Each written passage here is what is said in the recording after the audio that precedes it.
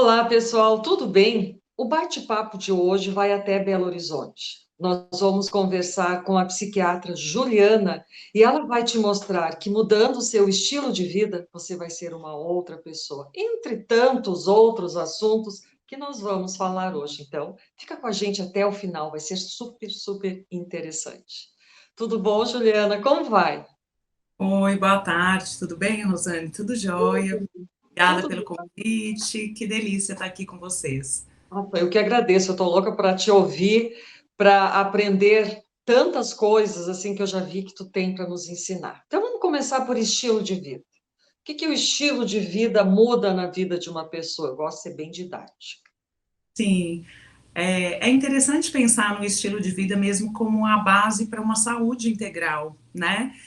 Os pilares da boa saúde estão todos alicerçados sobre o estilo de vida, né? Se a gente parar para pensar bem. Então, alimentação, sono, atividades físicas, cuidado nos relacionamentos interpessoais, né? Tudo isso faz parte.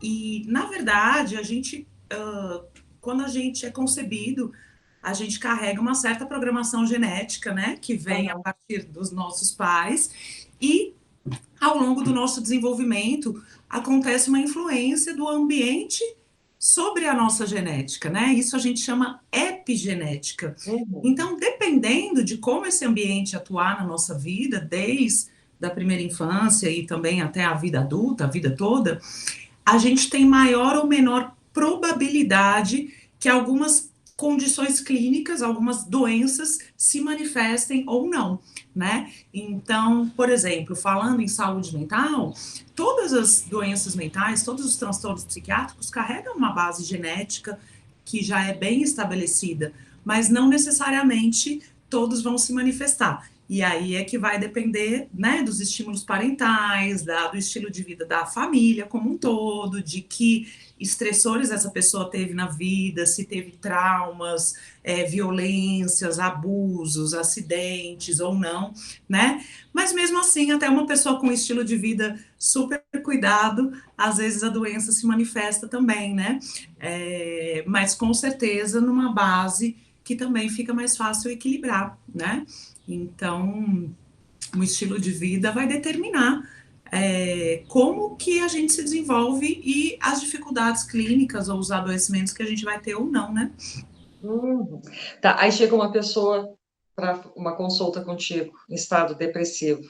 Aí tu olha para aquela criatura e diz, mas se ela mudar o estilo de vida, quem sabe ela muda também esse estado em que ela se encontra, mais ou menos assim.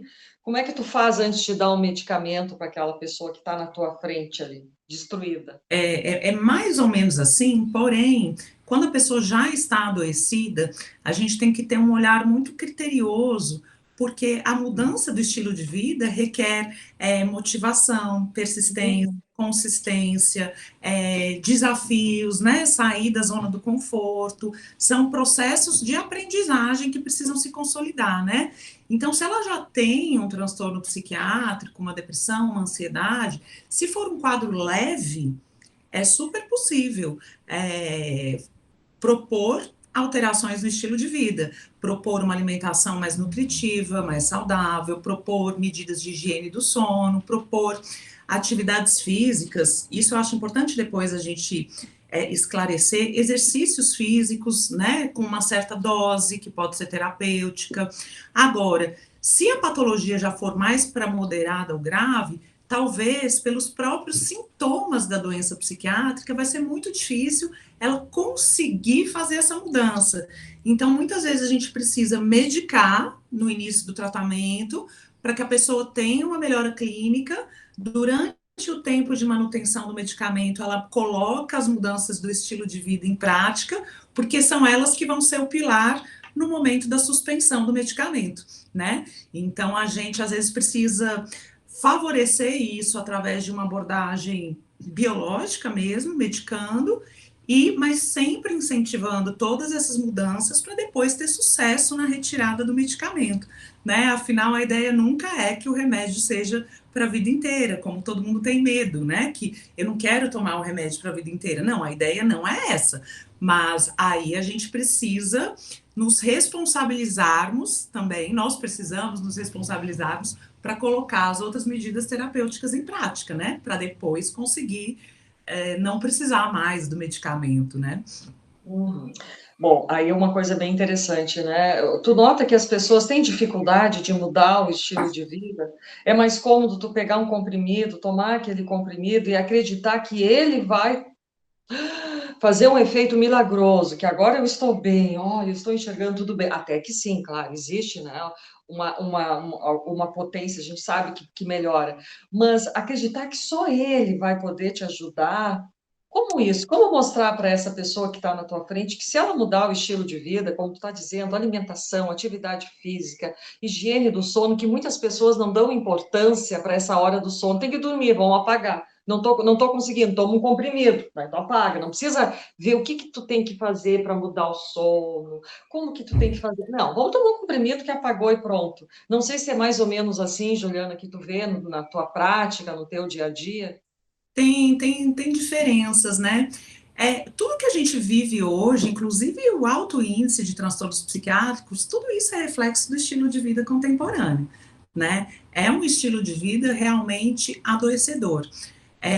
E para a gente conseguir modificá-lo, às vezes a gente precisa nadar contra a maré, ir contra um sistema, conseguir organizar algumas coisas para que isso funcione.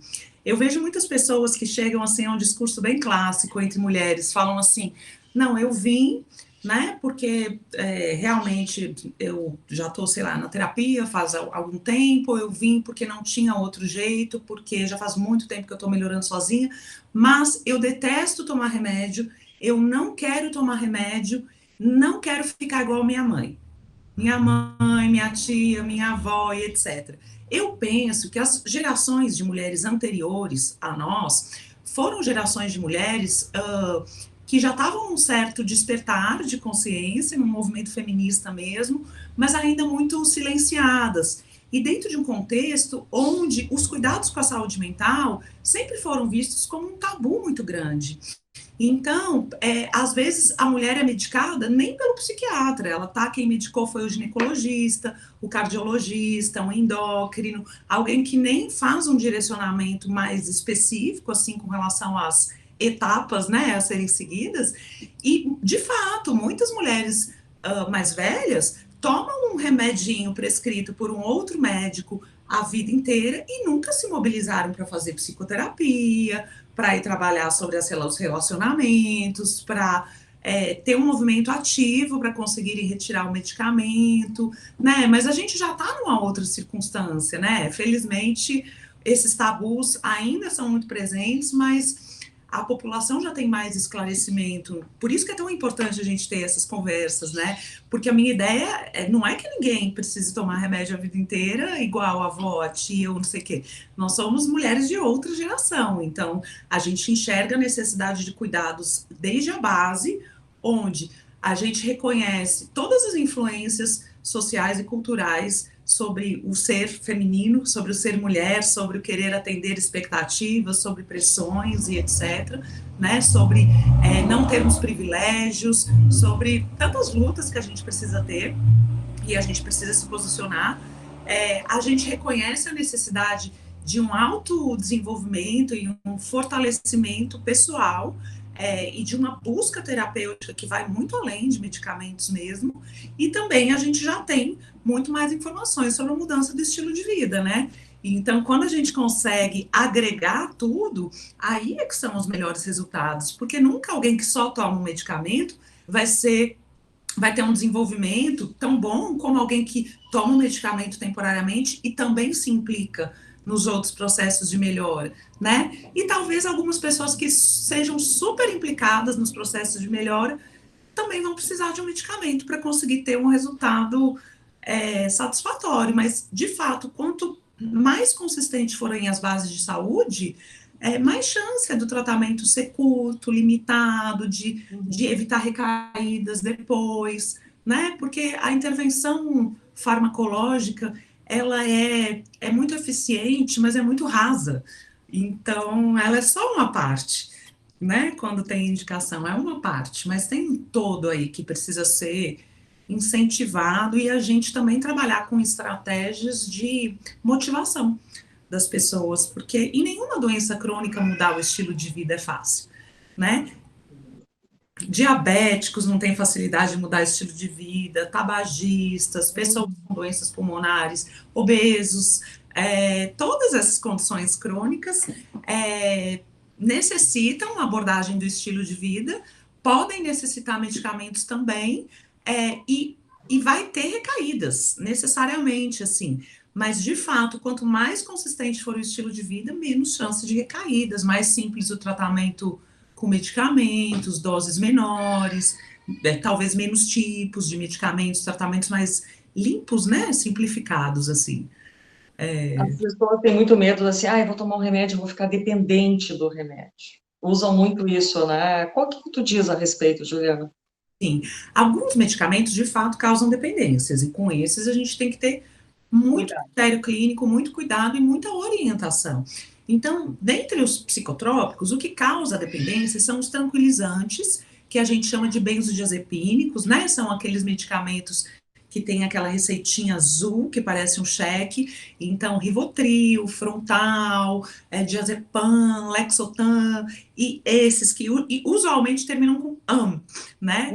Pram, bromazepam, alprazolam, esses medicamentos que têm o receituário azul, o próprio receituário já é um indicativo de que aquela substância tem um controle especial, porque é uma substância que carrega um alto risco de dependência. Não é à toa, né, que o Rivotril é um dos medicamentos mais vendidos no mundo inteiro. Tem uma legião de pessoas dependentes desses medicamentos. Outro cuidado é com medicamentos para dormir. Esses medicamentos até mais modernos, né, indutores de sono, que chegaram no mercado com uma propaganda muito como se eles fossem seguros, não causassem dependência, não tivessem impactos. Por exemplo, o Zolpidem é um deles que está muito difundido, mas que na verdade também causa dependência, sim, também é difícil retirar depois, também afeta questões cognitivas, e são medicamentos, principalmente os benzodiazepínicos, que usados a longo prazo, inclusive aumentam a chance da pessoa desenvolver problemas de memória e doenças como Alzheimer. Sem falar em outras pioras, assim, da qualidade de vida, de risco de acidentes, de outros comprometimentos, né? Então, dentre os medicamentos que a gente usa na psiquiatria, de fato, a preocupação são esses, são tranquilizantes e indutores de sono. Outros medicamentos não causam dependência, não tem esse potencial de causar dependência. Ou, claro, até tem, mas dentro de um uso inapropriado, né? Outro que as pessoas têm medo é psicoestimulante, por exemplo, né? Uma pessoa que tem indicação clínica e não faz um uso abusivo não vai ficar dependente. Mas se a pessoa começa a tomar 1, 2, 3, 4, ir para balada e usar de outra forma, aí nem o uso está sendo feito como medicamento, está sendo feito como droga mesmo, né? Entre o remédio e a droga tem questões que às vezes muda a dosagem, a indicação, mas a substância é a mesma, né? Agora, se a gente falar dos medicamentos mais convencionais, do tipo antidepressivos, né? Que são os mais comuns na prática clínica, ou ainda outros que já são para casos mais específicos, tipo estabilizadores de humor ou antipsicóticos, eles não causam dependência. Porém, às vezes acontece um fenômeno em que, pelas características metabólicas individuais da pessoa, por como aquele cérebro se adapta à presença daquela substância, pode acontecer o desenvolvimento de uma tolerância, o que vai requerer aumentos de doses. Às vezes, uma dose que inicialmente poderia ser favorável já não sustenta tanto, e aí você precisa aumentar mais um pouquinho, e às vezes chega até a dose máxima, e às vezes mesmo na dose máxima não é eficiente, precisa associação. Mas veja, isso não é uma dependência dentro dos critérios de dependência química. Mas as doenças psiquiátricas, elas são doenças neurobiológicas. Elas afetam todo o funcionamento cerebral em neurocircuitarias e através de neurotransmissores. E sim, os medicamentos que a gente tem talvez não sejam os ideais ainda, e por isso acontecem esses mecanismos e falhas terapêuticas, né? Porém, através dessas alterações da neurobiologia, da neurofuncionalidade, o próprio transtorno mental libera, não só no cérebro, mas em toda a corrente sanguínea, uma série de fatores hormonais relacionados ao estresse e fatores inflamatórios, que em um nível local vão fragilizando o tecido nervoso e que em um nível sistêmico vão predispondo à ocorrência de outras doenças, ao aumento da mortalidade por causas clínicas e, como mecanismo local, o cérebro vai se tornando vulnerável. Então, é como se fosse, assim, um vaso de cerâmica muito precioso que a gente tem e que, se um adoecimento, a gente derruba esse vaso no chão e ele se parte. A gente pode conseguir colar aquilo perfeitamente, sem que fique aparente que houve uma quebra. Porém, ele vai estar fragilizado. E talvez, num outro momento, não precise um esbarrão tão grande para ele quebrar de novo. E aí você cola de novo, já não fica tão bom. E talvez, num outro momento, se ele cair, vai quebrar em pedaços menores. Então, cada episódio psiquiátrico que a doença, que a pessoa apresenta, cada episódio de adoecimento, é como se o vaso caísse de novo. Vai ser mais difícil consertar, vai ficar mais fragilizado, vai ter mais chance de ter recaída de novo, e às vezes, se a gente não trata logo, vai ficando mais complexo de tratar. Vai ficando mais difícil, vai precisando de dose mais alta, vai precisando de associação. Então, conforme o quadro psiquiátrico vai se cronificando, o prognóstico também vai piorando. Por isso que o ideal é a gente conseguir prevenção, né, com promoção de saúde, estilo de vida, mas se tiver um adoecimento, também diagnóstico e intervenção precoce, porque aí a gente consegue reequilibrar, bioquimicamente falando mesmo, cessar a liberação inadequada desses fatores inflamatórios e hormonais, proteger esse cérebro e as outras consequências que podem acontecer, né? Então, tem muito tabu. Às vezes as pessoas acham que é o medicamento que causa dependência, mas, na verdade, é o comportamento da doença psiquiátrica, que é assim, com uma tendência a ser recorrente ou a cronificação, principalmente quando não recebe tratamento adequado, né? Olha que interessante, que baita aula que tu deu agora, hein, Juliana? Poxa vida. E me diz uma coisa sobre ciclos. Que ciclos são esses que tu quer falar para nós hoje? Algo importante dentro do universo feminino é a gente falar dos nossos ciclos hormonais, né? Desde a concepção, a definição do sexo, a forma como os hormônios maternos, ainda na gravidez, influenciam nesse cérebro em formação do bebê, né, ainda dentro da barriga, vão ser determinantes para uma série de características do funcionamento cerebral desse serzinho que vai nascer. Por isso a gente também cuida tanto da saúde mental materna, porque se isso acontece com uma gestante, os mesmos fatores inflamatórios e hormonais vão para o corpo inteiro, sistemicamente, e vão passar a barreira da placenta e vão atuar no cérebro daquele bebê que ainda está em formação de uma maneira negativa, né? Então, depois da puberdade, as questões de gênero ficam ainda mais evidentes, porque o cérebro feminino, ele tem um funcionamento em várias esferas bem diferentes do cérebro masculino, e ele oscila de acordo com o estímulo desses hormônios do ciclo menstrual.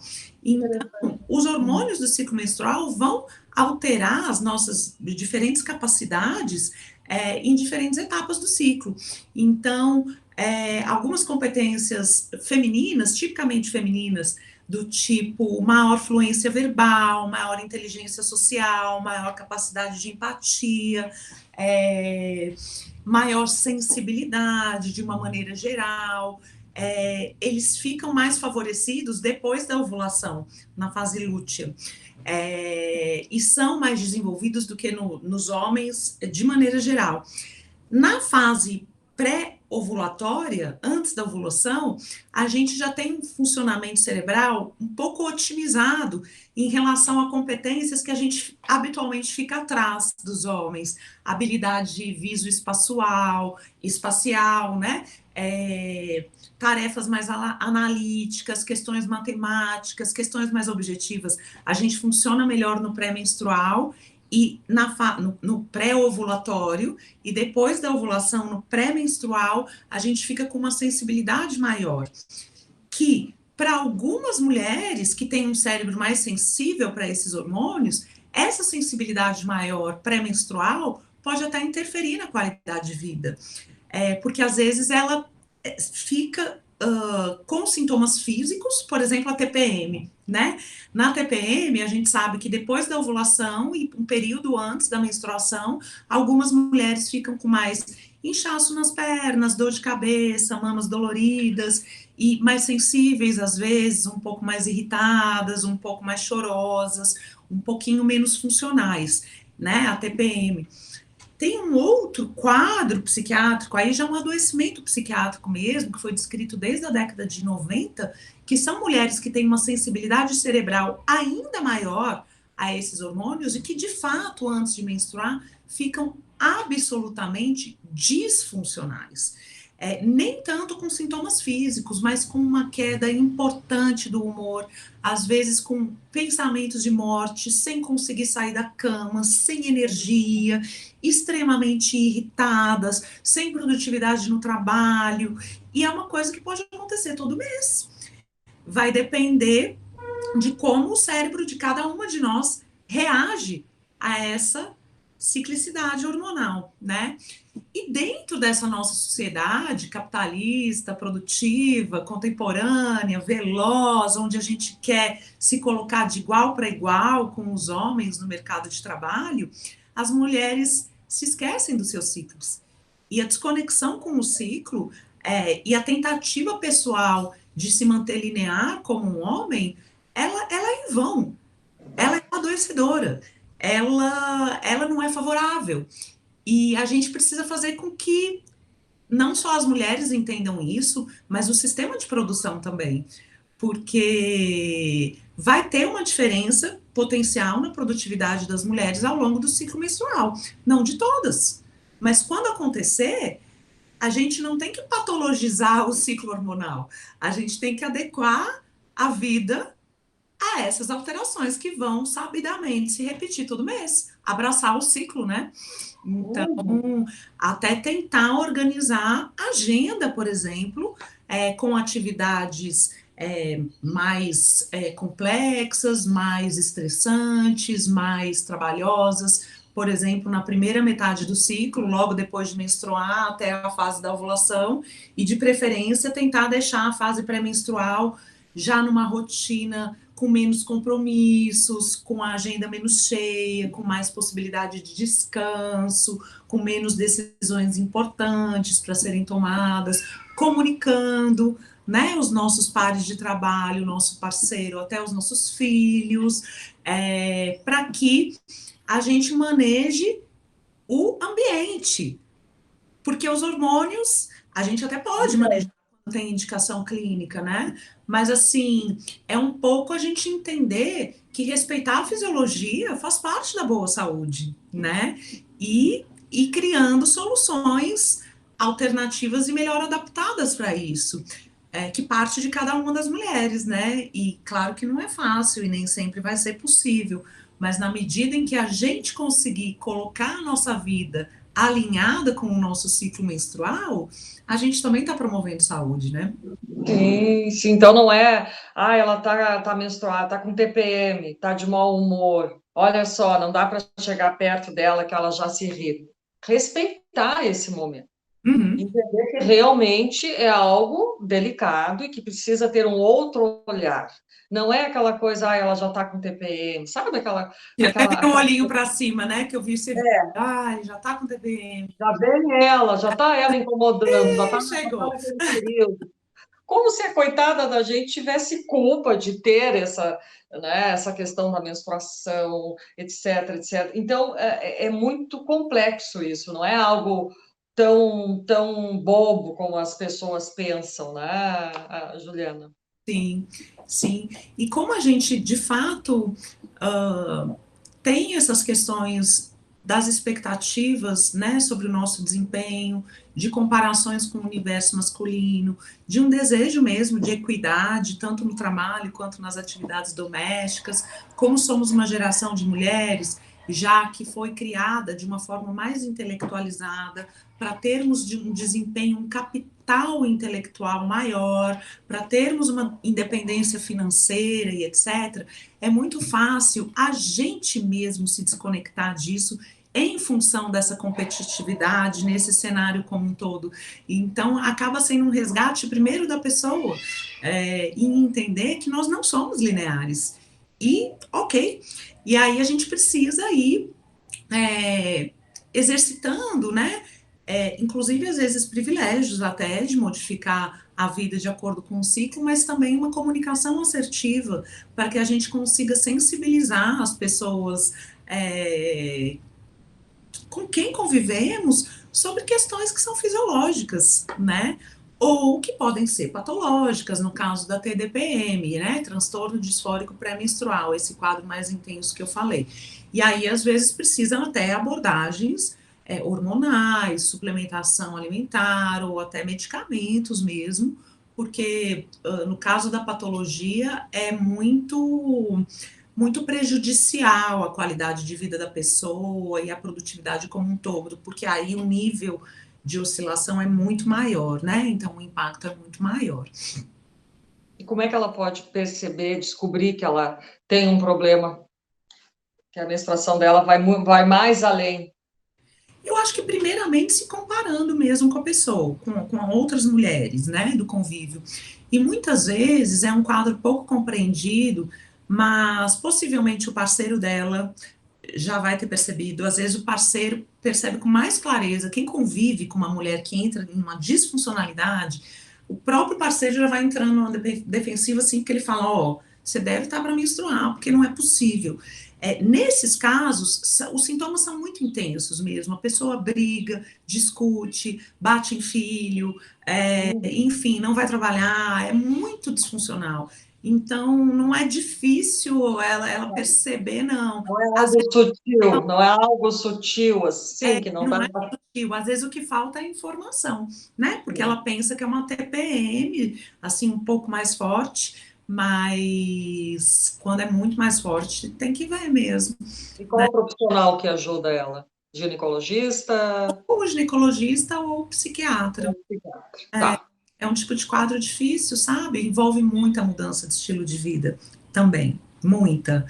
Porque se a gente fizer exercícios físicos regulares, por exemplo, a gente vai melhorar toda a nossa circulação sanguínea, cerebral, para os órgãos genitais, vai melhorar a oxigenação, vai melhorar dor, vai melhorar humor, vai melhorar a ansiedade, vai melhorar a vontade de comer doce, vai melhorar a retenção hídrica, né? Então, por exemplo, exercícios físicos já melhoram muita coisa, nem precisa ter doença, né?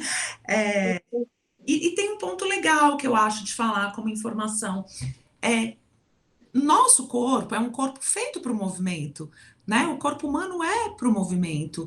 E o estilo de vida contemporâneo roubou o movimento da gente também. Mas quando a pessoa consegue diminuir o nível de inatividade, ou seja, se ela é totalmente sedentária e começa a dar uma volta no quarteirão por dia, duas, ou subir uma escada, ou mesmo que ela faça as atividades informais, mas que o corpo já se movimenta mais, isso já acarreta saúde. Porém, existe uma diferença entre atividade física e exercício físico. Atividade física é qualquer tipo de movimento que a gente faz de maneira que pode ser repetida ou eventual, pode ser uma caminhada.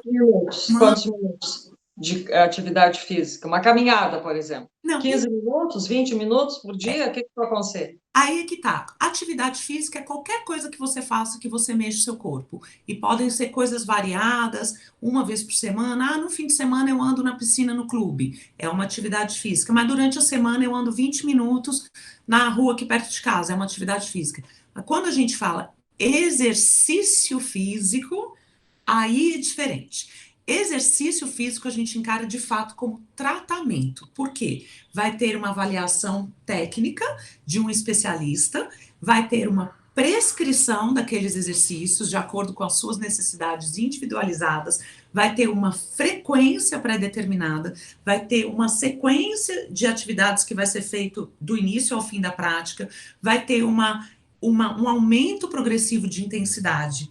Isso é exercício físico. Então, como remédio, a gente precisa de pelo menos 150 minutos de exercícios físicos durante a semana. Esses 150 minutos podem ser distribuídos de várias formas. Pode ser 5 vezes de 30, 7 vezes de 20, 3 vezes de 60, mas o ideal é que eles tenham um componente aeróbico, que trabalhe mesmo a parte cardiovascular e um componente de força muscular. Mas, dentro disso, a gente abre um leque, né? Porque a pessoa pode ter um exercício regular e complementar com outras atividades, com dança, com coisas mais fluidas, com beach tênis, com yoga, com...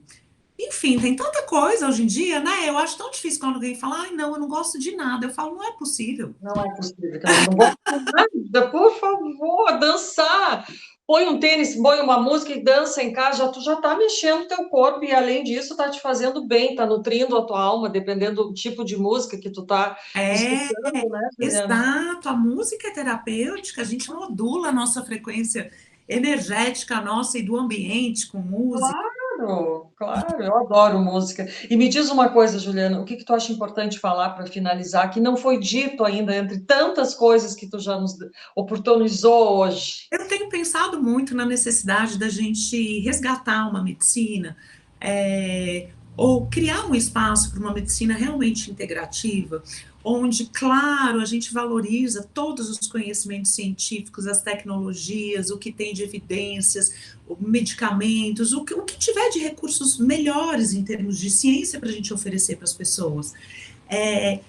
Mas sem abrir mão de cuidados milenares. Uma coisa não exclui a outra. A gente precisa enxergar os cuidados milenares adaptados ao momento contemporâneo, mas lançar a mão dessas práticas contemplativas, que mobilizam inclusive energias mais sutis, né? Tipo yoga, tai chi chuan, acupuntura, auriculoterapia, aromaterapia, dieta. Gente, tem tanta coisa.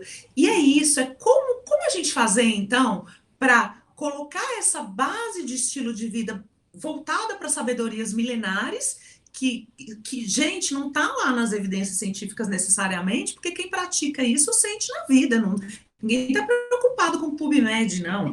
Pode fazer isso, que você vai ver a diferença da vida mesmo, né? Mas, junto com isso, quando precisar, a gente lança a mão das tecnologias atuais, mas que a sustentação seja essas bases mais integrais da saúde. Não é uma coisa ou outra, é uma coisa e outra, né? Eu acho que é esse resgate que a gente está precisando fazer de uma medicina que olha o sujeito como integral, né? E também considerando esses aspectos subjetivos, individuais e da história de cada um, né? Mas tem tanta água boa para a gente beber. Isso traz tanta vitalidade, faz tanta diferença, né? Então, como médica, eu sou praticante disso tudo e procuro trazer para a minha prática clínica mesmo e incentivar os pacientes, e é incrível, é um upgrade no resultado. Eu brinco com elas e falo, vocês acham que eu que sou ótima psiquiatra, é porque vocês acatam as orientações do caminho, porque, né, a gente médico, a gente terapeuta, a gente que está numa postura de cuidar, a gente pode direcionar os caminhos, mas a pessoa tem a responsabilidade por fazer eles acontecerem, por escolher quais ela vai trilhar, né? Então, mesmo que a pessoa chegue aqui querendo tomar um comprimido, ela nunca vai sair daqui sem ser estimulada a fazer exercício físico, meditação, cuidar dos... Bom, que coisa boa ter uma psiquiatra assim na sua vida, imagina! Não É, vai dar só remédio, a pessoa fica só, né? Infelizmente, a gente sabe que tem muito dessa fica questão. restrito, né? E às vezes até gera questionamentos à especialidade. Então, a gente que é médica tem que ser mais inteligente e inclusive, perceber o que o mundo está precisando, inclusive nós mesmos. E oferecer isso como cuidados, né, para quem já está nesse despertar aí, nessa busca mais ampla pela Ah, saúde, que maravilha! Que né? maravilha! Que bate-papo maravilhoso, Juliana. Assim, Oh, eu espero com certeza que vai ajudar muita gente a refletir um pouco. E aí eu te pergunto assim, para encerrar, por onde essa pessoa que está nos escutando agora, ela não está bem, ela não está se sentindo bem, mas ela quer mudar, mas ela não sabe como, por onde começar essa mudança. O que que tu diria para ela? O que que ela pode fazer agora para dar esse início, essa mudança, essa... eu acho que tem dois caminhos que são igualmente válidos, mas que precisam ser criteriosos na escolha do profissional. Eu acho que se a pessoa não está bem emocionalmente, a primeira coisa a fazer é procurar uma ajuda especializada, seja de uma psicóloga, de um psicólogo, ou de uma psiquiatra ou um psiquiatra, são os especialistas em saúde mental. É, uma boa psicóloga que acolher essa pessoa vai saber direcionar ela no momento em que ela precisa ir para o médico, mesmo que seja no primeiro atendimento, e falar: olha, né, eu vou te acolher, eu vou te acompanhar, mas de fato você precisa uma avaliação psiquiátrica, ou ao longo do acompanhamento chega uma hora que a pessoa, não, agora você precisa de uma avaliação psiquiátrica, tem um direcionamento. E da mesma forma, o psiquiatra, um bom psiquiatra não necessariamente vai medicar todo mundo, ele pode ter um direcionamento mais conservador, mais de estilo de vida, e ele vai saber indicar para boas terapias. Pode ser psicoterapia ou até outras. Ele vai saber direcionar para o outro lado também, né? E vai medicar criteriosamente. O difícil nisso é achar o profissional criterioso, porque às vezes eu até falo, olha, no caso de dúvidas, assim, com sintomas muito intensos, eu até sugiro procurar o psiquiatra, porque o olhar clínico já direciona, tem diagnóstico, não tem, tem indicação de medicar, não tem, terapia sempre vai ter indicação. Mesmo que no começo a pessoa não queira ou não esteja em condições, mas sempre é um cuidado necessário. Mas eu acho que às vezes dá uh, uma catalisada no processo. Porque às vezes a pessoa começa pela terapia, mas dependendo da experiência clínica do profissional, de como ela vê as questões, da atualização científica, às vezes ela vai ficar meses ou um ano ou anos na terapia até ser direcionada para um psiquiatra, sendo que já tinha um adoecimento psiquiátrico naquele momento inicial, sabe? Então, no caso de dúvidas, eu acho que um bom psiquiatra faz um direcionamento Pontual. Uhum. pontual, assim, para começo, mas de fato tanto faz o caminho. O que importa é quem é o profissional que está avaliando. Importante é buscar ajuda, né? É buscar um caminho, alguém que te pega a tua mão assim, vamos lá, vamos atravessar essa ponte, tu vai chegar lá do outro lado, tu vai ter prazer de viver a vida. Eu acho que essa é a questão, né, Juliana? Eu vou me lembrar de um último recado aqui, que é o seguinte: tem gente que tem um discurso assim, ah, mas não adianta ir no psiquiatra se a pessoa não concorda que está doente. Ah, todo mundo, minha mulher me fala, o meu filho me fala, o meu tio me fala, o meu empregador me fala, mas eu não quero.